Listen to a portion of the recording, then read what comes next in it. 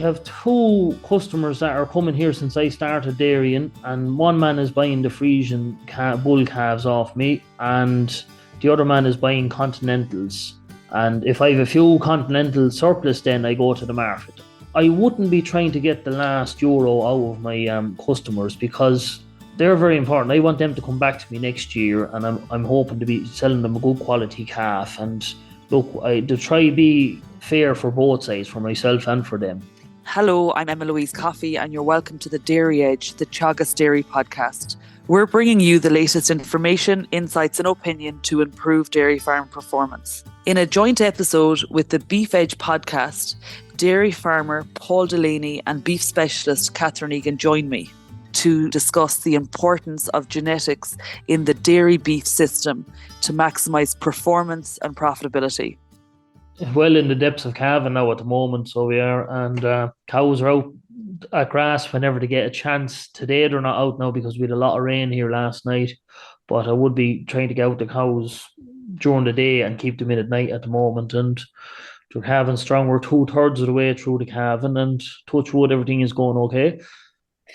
And when you talk about grazing conditions are difficult, I think everyone listening in can feel that pain. You have to work harder this year to get cows out. A lot of rainfall. You mentioned 2/3 of cows have calved at this stage. We're on the last day of February. When did you start? I started, I think, around the 3rd of February. So I did this when I started. I don't like starting in January because, look, usually you'd be inside a lot, and it does take a lot of feed to keep the cow conditions up. And the quicker you can get them to grass after calving, obviously the more milk they'll put in the jar, so. That's, yeah, as you say, a no-brainer. Feeding cow silage versus spring grass, there's a huge difference in terms of the quality that you're dealing with there. In terms then, Paul, I suppose it's not just cows you're dealing with. What else is happening on farm? Well, I have a beef enterprise also, and I do a bit of tillage on the farm as well. And tell us about the beef enterprise. What does that look like? I'd buy in store bulls and finish them, and I'd buy and some store heifers and graze them on the grass and finish them also. And then in relation to the tillage? Tillage, grow malt and barley and some winter wheat. That's what I have this year. And previously, Paul, prior to starting into dairy, you had a beef suckler enterprise. What kind of system did you operate? That's right, Catherine. I had a suckler cows. I used to run 55 suckler cows here and used to bring everything to beef. I killed the bulls under 16 months, and I finished the heifers off the grass. I think they were between 16 and 20 months. And now with the dairy system, what's your breeding policy? How has that changed? Well, at the moment, I'm doing it just to make things handy for myself. I'm selling the Friesian bull calves off the farm, and also the continental calves. I'm selling them off the farm as well. And I'm keeping 24, 25 Friesian heifers, and I put them in calf, and then if I have surplus to sell, I'll sell them if I don't need them. And what are you looking for when you're selecting bulls and straws for your system? My system, well, I'm running a kind of a Holstein Friesian cow. Look, there would be something like the suckler cow I had to be kind of an easy cow to look at, to be a good, strong cow. And when I'm selecting straws, for the dairy end of things, I kind of go a bit on EBI and also work a bit on classification and go on their milk recordings and stuff like that, before I select the bulls. And last year was my first year to use sex semen, and I used it on cows. I didn't get a chance to put it on heifers because it didn't work out, but I was very happy with the results now, and it's given me confidence going forward to be more selective with the sex semen, and also to pick some other outcross bulls as well to try develop or improve me genetics on the herd. And also, I won't have to use, after building up the confidence with the sex semen, I won't have to use as many Friesian on me cows, Friesian bulls on me cows, so I'll be looking more on the continentals on the remainder of the herd. The criteria, Paul, for the cow that you put a sex straw into in 2023, can you tell us about that? Well, in 2023, I got the sex semen straws late. So basically, whatever cows were bulling on the day that got the straws, it's not the right way to do it, but it's just the way it happened last spring. But this spring, I hope to go on me milk recordings over last year, and me maybe top 35 to 40% of cows, I will use them to breed out of with the sex semen straws, and also other straws as well, other Friesian straws as well that are not sexed. There's maybe one or two new bulls, and the remainder of the herd then I'll put them to beef bulls.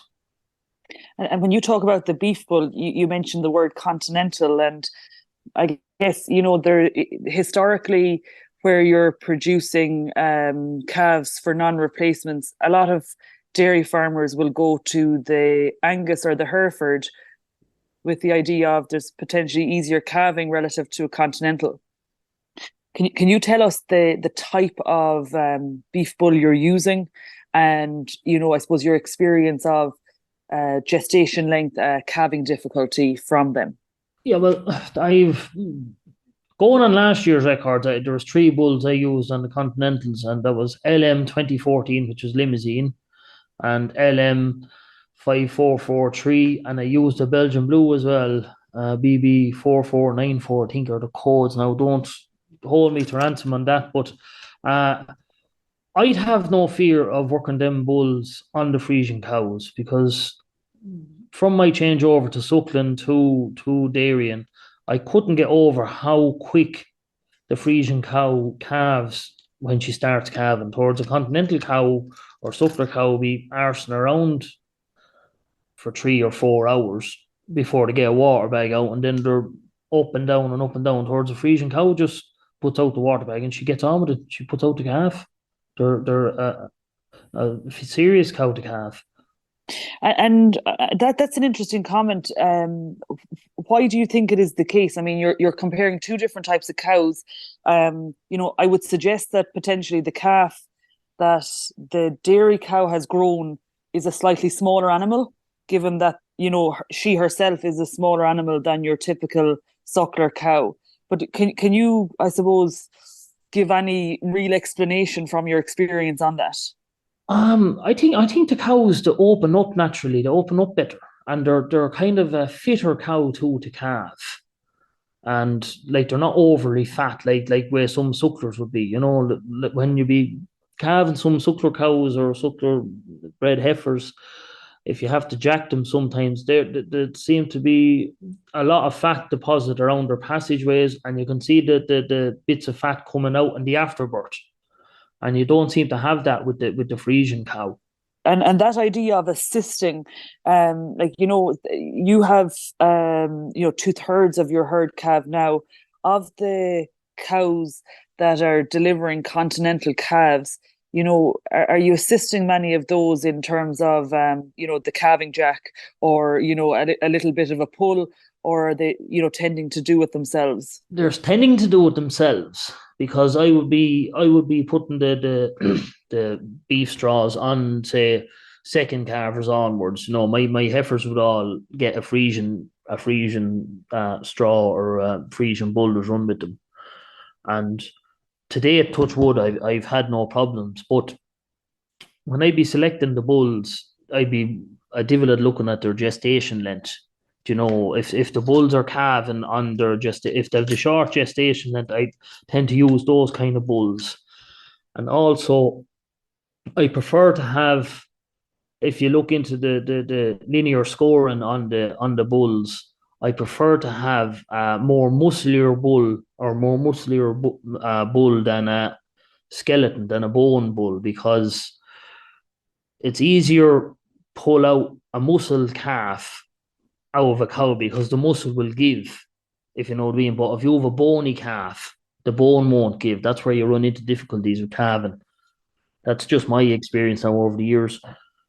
And you've touched on the gestation length point. Any concerns there in terms of the continental type calf that you're dealing with in the last number of years? Is it adding days onto the gestation? Not adding on days in the particular ones I'm using, because I'm going by me ICBF report, my calving average is 364 days. So like they're not taking any effect on the herd that way. So So yeah, they're not. your cow is calving once every year. It's not falling into 13, 14 months. Yeah. Now, what you will find, some of the Friesian calves that are in calf to the cow, some of them could calve 5 or 6 or maybe 10 days earlier than their due date. But the continentals, the more than likely would get, the worst case scenario could be a day or two over, but the majority of them are calving within 2 or 3 days of their calving date. Sorry. And Paul, in relation to the calves when they land on the ground, how are you managing those from once they're born until they're sold? And basically, they get colostrum anyway as quick as I can. I go into the pen there with a bottle of maybe 2 liters of colostrum and give them to the calf straight away and treat its navel cord with iodine. Now I tend to leave the calf with the cow for maybe 12 to 18 hours, depending on what time the cow calves at, before she goes to the parlour, and take away the calf, then put in the calf shed, and the calves get whole milk then, so they do. And the way it is here for the last few years, I haven't sold any calves off the farm under 21 days, so they get a good start here before they go on to their next home. And how much milk are they getting every day up till the 21 days to when they're sold? They'll be starting probably around 4 liters for 3 or 4 days, and then they're up to a gallon, and then probably be on 6 liters a day before they leave here. And have you a market for those calves, or what's your current sale for those calves? Yeah, well, I do. I have 2 customers that are coming here since I started dairying, and one man is buying the Friesian bull calves off me, and the other man is buying continentals. And if I have a few continental surplus, then I go to the market. And how important is it for you to have that repeat buyer coming back year on year versus time that you spend going to the mart? It's vital. It's vital because, like, when you're in the middle of calving season, you can't afford. Like, I'm kind of a one-man operation. I have help at the weekends, all right, but you can't afford to be taking days away from the farm to go to the market to sell your calves. And cows could be calving at home. You could lose a calf. So it's vitally important to have that relationship with me buyers. Are you a price setter, Paul, or a price taker with those 2 customers? What way does that relationship work on an annual basis? Well, I would be keeping an eye on the market and what way it's going. And look, I wouldn't be trying to get the last euro out of my customers, because they're very important. I want them to come back to me next year, and I'm hoping to be selling them a good quality calf. And look, I to try be fair for both sides, for myself and for them. That is one of the reasons maybe that they keep coming back to you, that I suppose there's a good respect there. And, as you say, you're not screwing them for the last euro, and you're providing a good quality animal. It's interesting, no calf sold before 21 days of age. Maybe just to get some of your expertise, Catherine, if you don't mind, take me as a farmer who's picking DBI bulls, in the next 2-3 weeks, to get them into the flask for the breeding. Are there any traits or targets that I should be looking at if I'm looking at DBI straws? Yeah, I suppose, Emma-Louise, you're really looking at the sub-indexes within the DBI. So for farmers looking at selecting sires that have a high DBI, that's not really enough. You're really looking at how that figure is being made up. So say for a farmer like Paul that has a Friesian cow herd, he should be looking at sires with a beef sub-index of plus €100, and then looking at a carcass weight value in the sub-index of plus 10 kilo. Now, obviously, on a crossbred herd, that would be higher. Like Paul mentioned, farmers have their own requirements for their own herd, so they're picking probably on calving ease, and he mentioned the gestation length. And then based on that, you're looking at what sires in the DBI lie close to that 10 kilo carcass weight value in the sub-index. Now, even between breeds and within particular breeds, there can be huge variation in sires. So it is worthwhile just to take time, go through the list, what your requirements are for your herd, and then where they lie in within that 10 kilo carcass weight, and then prioritise those sires when you're selecting straws now. And like from the beef farmer perspective, when you're talking to farmers, or you're, looking at I suppose, activity in marts, are there popular breeds, popular markets in relation to specific calf breeds that are sold at marts, or that are gaining good value, but they're not necessarily disrupting gestation length, calving difficulty for the dairy farmer? Yeah, well, I suppose, Emma-Louise, from the buyer's point of view, the popular calf really comes back to the price or the value of the calf, regardless of breed. So what the farmer is actually paying on the day when they're buying the calf, which calf is actually going to leave a better margin on the farm when they bring the calf through to finish. So for farmers that are buying calves, they're using the new commercial beef value tool, and that's really reflecting what profit those animals can bring into their dairy beef system. So it's really given farmers now that are buying calves extra confidence prior to what they had before. And they're looking at the CBV genetic value. So, they can see it probably in the martyring on the boards and also through the herd plus accounts. So really, calves that are coming into the ring or that they're buying from farm to farm that have a higher CBV will on average grow faster, be finished faster, and not eat as much per kilo live weight gained. So therefore, them calves are looking at probably a higher price versus calves with a lower CBV. And the farmer has the tool now that allows them to see what decisions they're making before they actually buy the calf. Because really looking at calves, every calf probably looks the same until they're actually brought on through to finish. So by using the CBV, it's given the buyer a better chance as to what that calf will be when they're finished on their farm. So I suppose, Paul, from your experience previously as a beef farmer and now moved into dairy as a dairy farmer, what do you think the wider impact for an improved dairy beef calves and the genetics of the farm of these calves on farms can have? You want the calves to leave your farm, in a good healthy condition and looking well. And also to the farmer that's buying them, you want him to make a profit as well, and you want him to get a good return, and you'd like to see them thriving well too, having a kind of a decent kill out.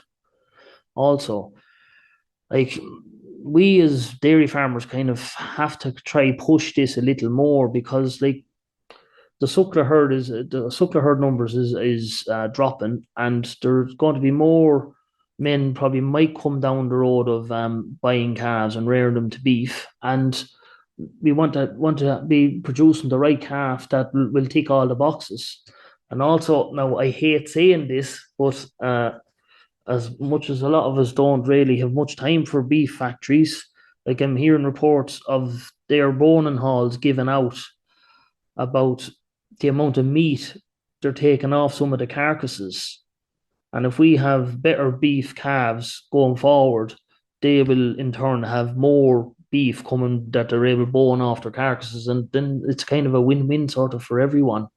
That's an interesting point, Paul. It's the next step along the ladder. You sell a non-replacement calf from your farm to, one of your two suppliers. And I suppose invariably within the next 2 years, that animal is hanging up in a factory and being processed. And, it makes an awful lot of sense, when you talk about the amount of meat. And it comes back to your point, Catherine, on the carcass value and the beef value that is associated with the animal and their potential to produce, I suppose, the valuable meat product. To sum up, Paul, you're, I suppose, deep into, producing a valuable beef animal, and you're looking at, I suppose, exotic breeds in my mind in terms of the continentals. Maybe your top couple of tips for dairy farmers who are, I suppose, putting more attention towards DBI this year. There's no harm in trying a handful, 4 or 5, and put them on kind of good, decent cows and see how you get on. Because like the as I say, the Friesian cows is a great cow to calve, and like Friesian bull calves at the moment, like there's someone we're struggling to make €50 in the mart, and like if you can, like the same amount of work goes into them as goes into a continental calf, and a continental calf could make 200.